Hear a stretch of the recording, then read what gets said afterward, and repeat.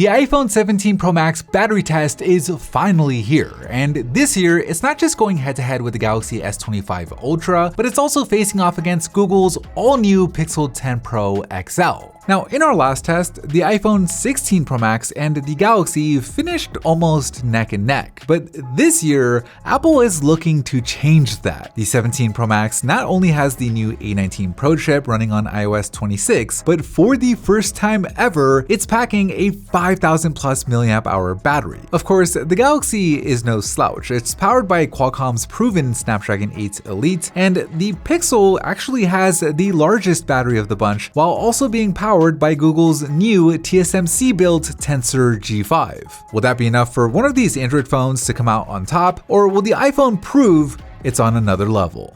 Let's find out.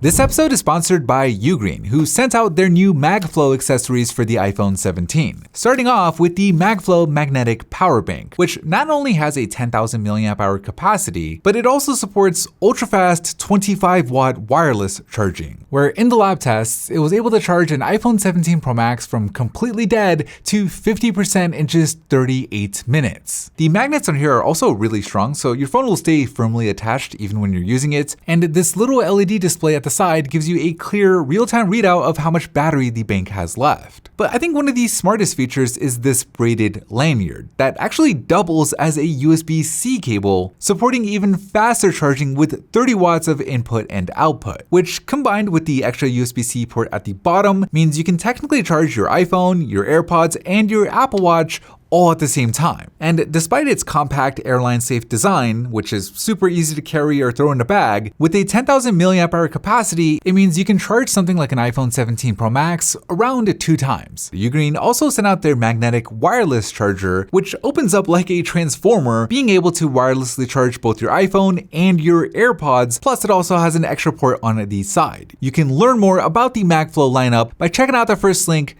down below. Alright, we'll kick things off in the phone app, where after going on the same 1-hour call, the iPhone immediately pulls ahead. It only dropped by 1 point compared to the 4-point drop on the Galaxy and the 2-point drop on the Pixel. Of course, this early in the test, those battery indicators aren't always super accurate, so we'll see what happens here in messaging, where each phone is texting back and forth with our automated chatbot, where this time all 3 phones drop by an equal 5 percentage points. So a good start for the iPhone early on, as well as for the Pixel. It's only a single point behind the iPhone at this point, which I wasn't expecting, even this early on, given the results that we saw last year with the Pixel 9 Pro. But after an hour of reading and scrolling through the same set of emails, that trend continues. The iPhone is still 1 point ahead of the Pixel, but the Pixel's right in there, while the Galaxy falls a little bit further behind in third. But this browser test is the one I'm always waiting for, where because we're taxing those chipsets by randomly cycling through the same set of websites, we'll get to see how efficient each of these chipsets are. Where 1 hour later, it's the Snapdragon 8 Elite and the Galaxy that did the best, doing 1 point better than the other two. Here in Instagram, because we're actually scrolling through the home feed like you would in real life, where the phones aren't just sitting there on a screen, we'll actually get to see how good each phone is at ramping down their refresh rates. These phones can go from as high as 120 Hz down to as low as 1 Hz technically between each scroll, where 60 minutes later, wow, the iPhone only drops by 4 percentage points. The Galaxy didn't do too bad either, with it only dropping by 5 points, while the Pixel suffers a 7-point drop. Meaning heading into standby, the Galaxy and the Pixel are now all tied up, while the iPhone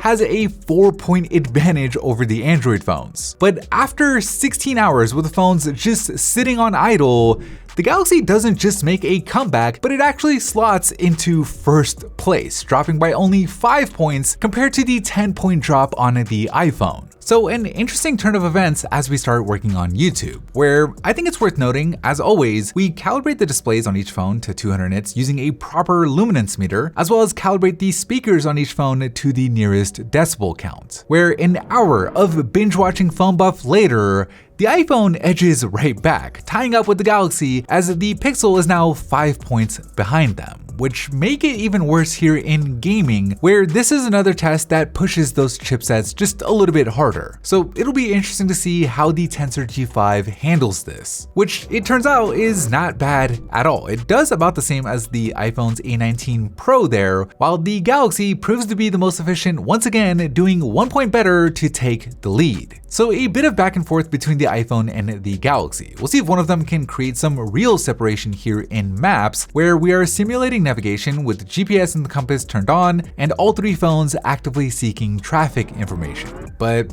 no, they end up doing about the same, each dropping by 6 points, while the Pixel drops by 8. Here in Spotify, our robots are listening to music, where I've gotta say, all three of these phones have improved speaker systems. I mean, they all sound pretty good this year, so it's gonna be interesting to see how having that fuller sound and technically more frequencies playing affect battery life, where this time the iPhone does the best. It had an 8-point drop, the Galaxy only did a little bit worse with a 9-point drop, while the Pixel suffers an 11-point drop, which now puts it behind by double digits, and that delta might get even worse here in Snapchat, which is easily the most intensive task that we've done so far. I am kind of curious to see how that new selfie camera on the iPhone will do here, since it is active for a large portion of this test, and 60 minutes later, wow, the iPhone did really well, dropping by only 13 points compared to the 17 and 18-point drops on the Galaxy and Pixel respectively, meaning it now has the biggest lead of the test so far as we start working on App Cycle, where we're basically just opening up the same set of apps,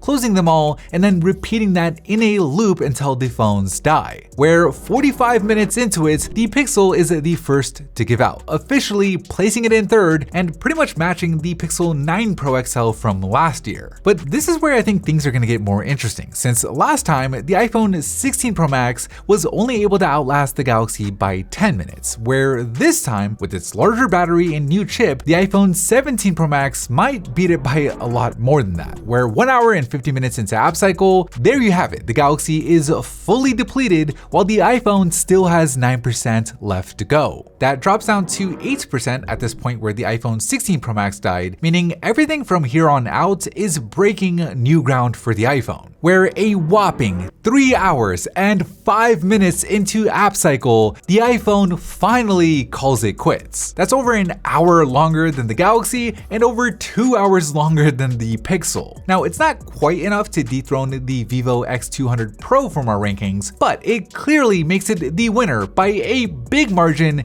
in this test. Anyways, that is it for me in this video. Thank you for watching, and as always, I'll see you in the very next episode.